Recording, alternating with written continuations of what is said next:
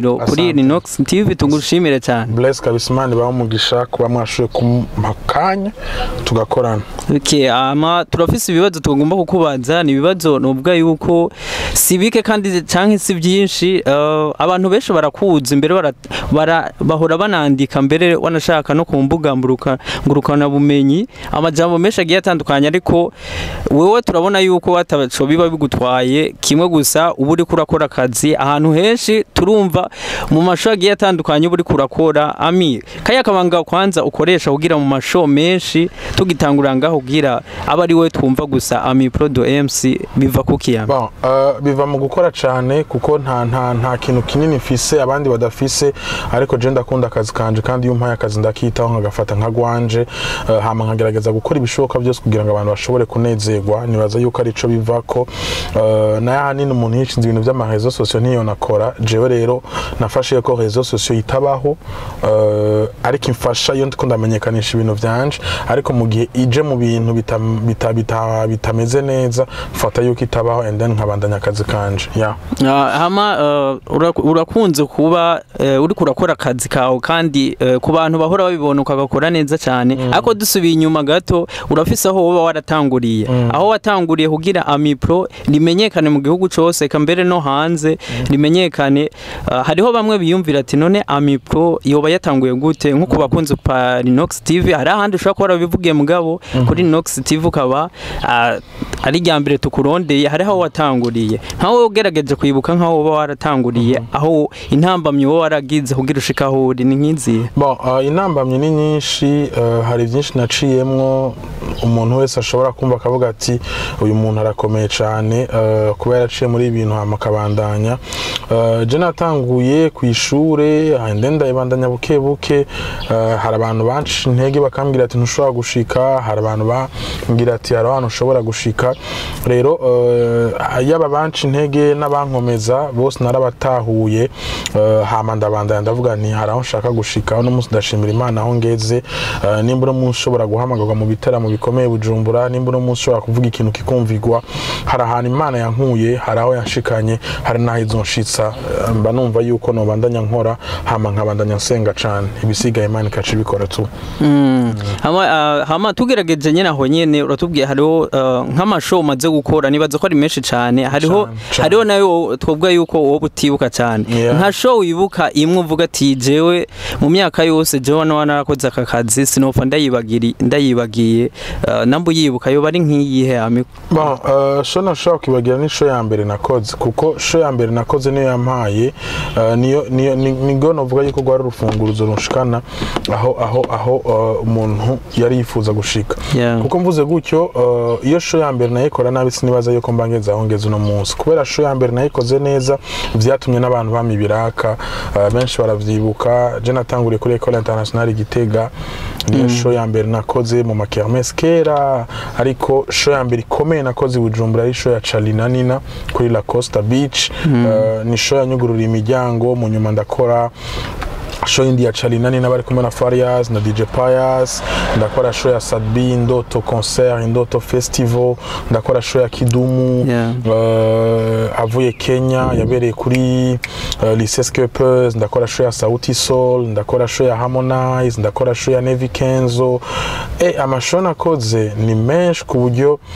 hari nayo nibagira, ariko ndashimira Imana kabisa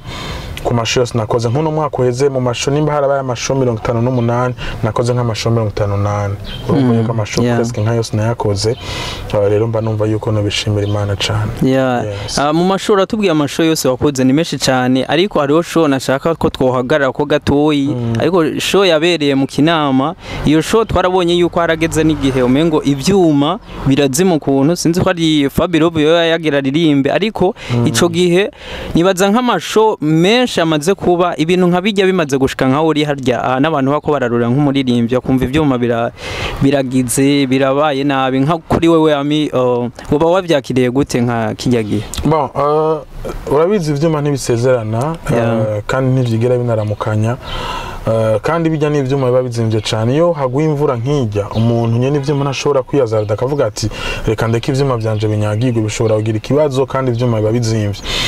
rero nibaza yuko abantu bose bari hajya barabitahuye kuko si ikibazo cavuye kubategura ibiteramo canke kuri banye n'ivyuma ikibazo cavuye ku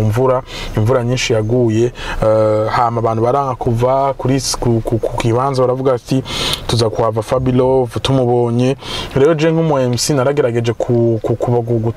kubereka yuko show iza kubandanya turaganira n'abantu ndazana na Fabilove kugira ngo ashobore kubaramutsa hama birabandanya ndashima Imana kuba atakintu kibicigeze kihaba ahubwo byagenze neza cyane byagenze neza cyane hama ikindi twagomba kugaruka ko gatoye insubiye inyuma gatoye ami urabona ko ama TV online muri iki gihe wora nabimenyere cyane kuko umaze kwita ama TV online agiye atandukanye abagutumira ni benshi bagiye batandukanye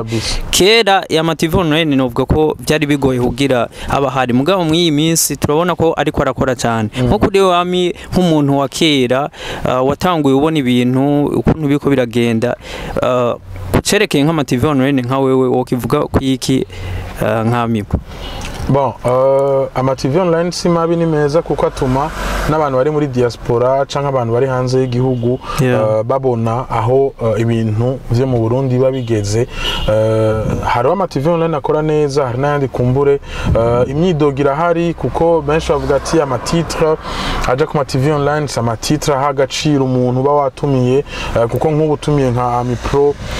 ugatumira ati Ami Pro ari ngaha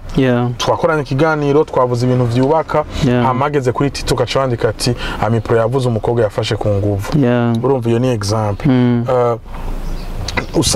nta gaciro buri kurama jewe nk'umutumire nta nagaciro uri kuraha abantu bakurikirana ivyo bikorwa rero nibaza yuko tugorane tumwe ama TV online ivyarondera views ariko urashobora no kuronka views neza kandi n'amatitre yagenze neza hama Ami Pro tubandaya tukushimira muri Rinox TV kubakunze bako baradukurikirana ariko turafise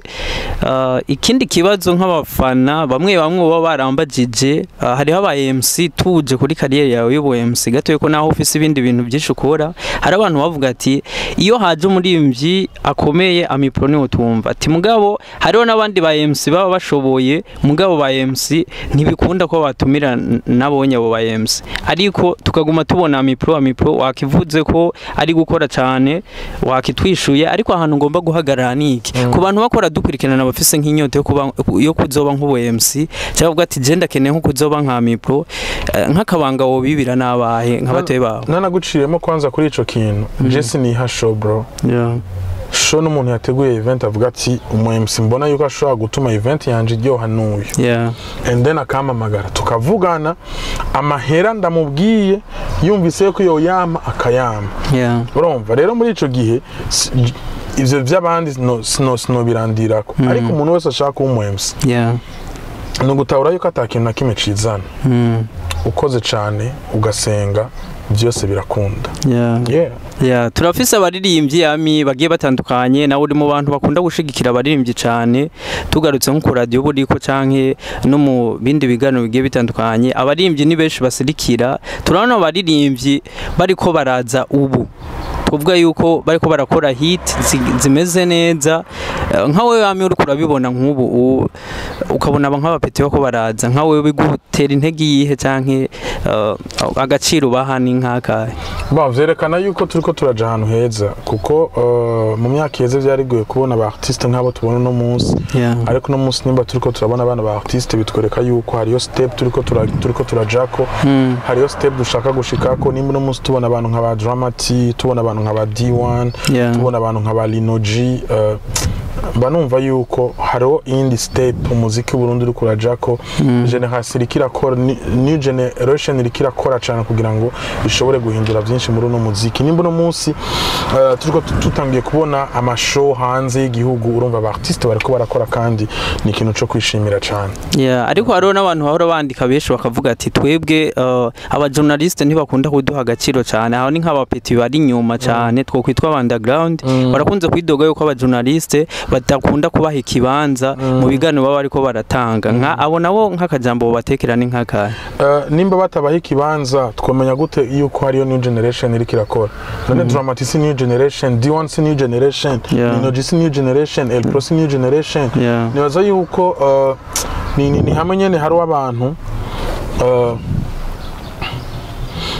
ni hamwe nyene habari w'abantu usanga bavuga bati reka nyene ducafuza umuntu tu kuko hari no mu artiste ashobora kuza ikibazo cyo mu Burundi nuko hariyo n'umuntu abona Dramati aririmbye indirimbo akavuga ngo nawe yo bishobora kandi ugasanga niyo mpano nta ninyafise ariko kumva yuko kubera Dramati yasohoye gikogwa kubera D1 yasohoye indirimbo nanje ntegereza gukora indirimbo uriko uragitahura rero usanga ata mpana afise usanga ata kintu catara afise rero novuga yuko hariyo n'umuntu ashobora kuza ukamubwira ati hariyo n'umuntu ashobora kuza ukamubwira ati ibintu uri kurakora sivyo genda ukosore ngaha akumva yuko umwansi akumva yuko ivyo uri kuramubwira bitariho je ndazi yuko ari abartiste benshi baje ku radio bakambwira ati Ami Pro twumviriza ino ndirimbo and then nkababwira ati indirimbo je ngene ndayumva harabuze iki niki mu nyuma kazawumva aranse no kubikosora akaca avuga ati ngo Ami Pro ngo ntankunda ariko hari n'abandi nababwira ati kosora iki niki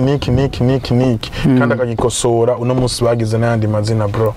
so ushaka kushika kure uremera kwiga uremera guhanuza hama impanuro bagwaye ukazikurikiza